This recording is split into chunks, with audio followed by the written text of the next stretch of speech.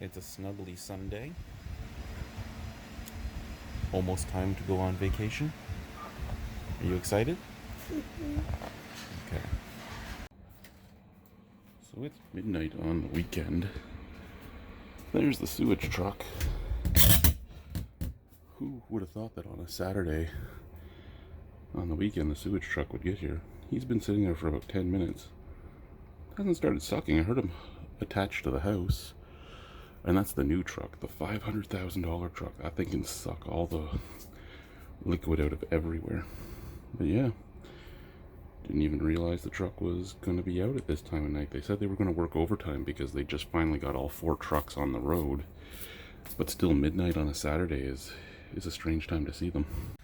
So they did finally pump us after sitting outside the house for about 15 minutes.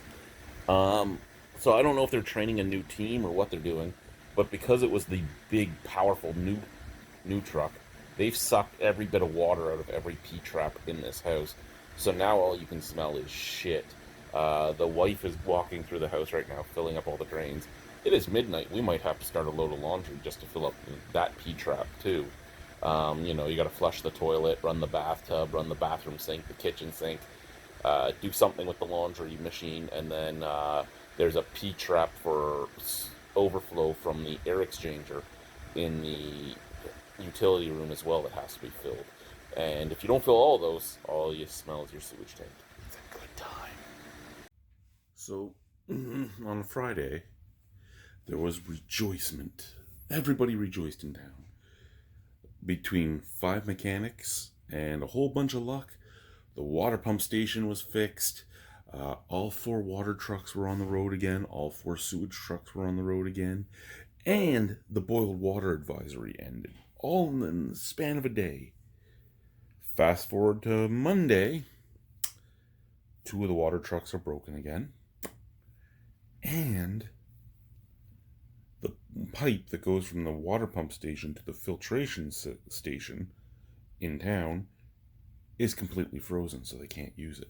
So now those 2 trucks are going to go down to 1 truck very quickly because they're going to have to drive 20 minutes round trip out to the pump station at the river, pump directly from the river into the truck, and then drive back up here. I have video of that road, of snowmobiling down that road when it's actually well maintained and plowed. Well, recently, at least this year, it washed out pretty good because they're not cement roads, right? They're dirt roads.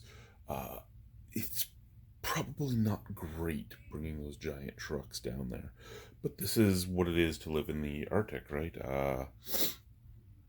Relying on trucks to bring everything in, relying on no contamination in the lake water, relying on no breakage in the filtration systems.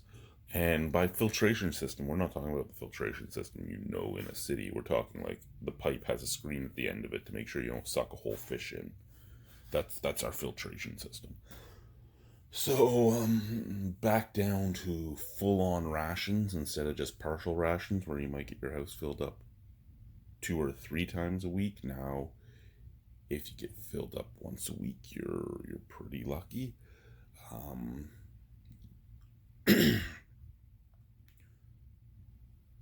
Water's not a necessity, guys. Water's not a necessity. Thank you, the rest of Canada. See you soon. And to continue from this morning's video, we're now back to boiling our water. Oh, and we're down to 3 sewage trucks. So we've had 3 trucks go down. And we're back to boiling our water.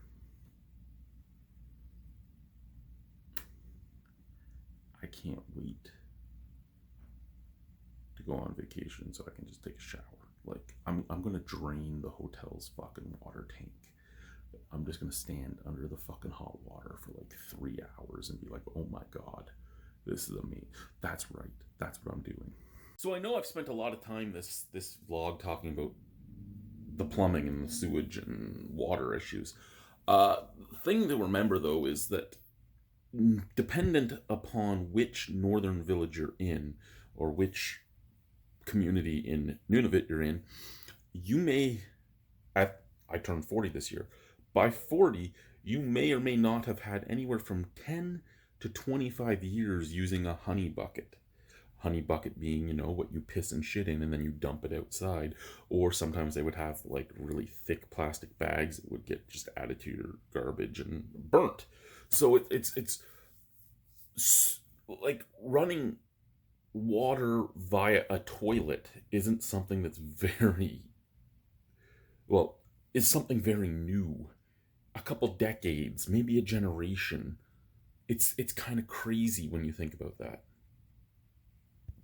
So we're a couple days away from our travel to the south, and you know what I'm excited for? I'm excited for the first 3 days of explosive diarrhea when you change back from Arctic river water to the water down south, which is put through all the chlorination and filtration and everything else. And then I'm really excited that as soon as that is over, I get to come back and go back to explosive diarrhea for like 3 days when I come back onto the water that's up here. I'm never doing like just a 10-day trip out again. It's gonna be longer all the time. It is. It's gonna have to be.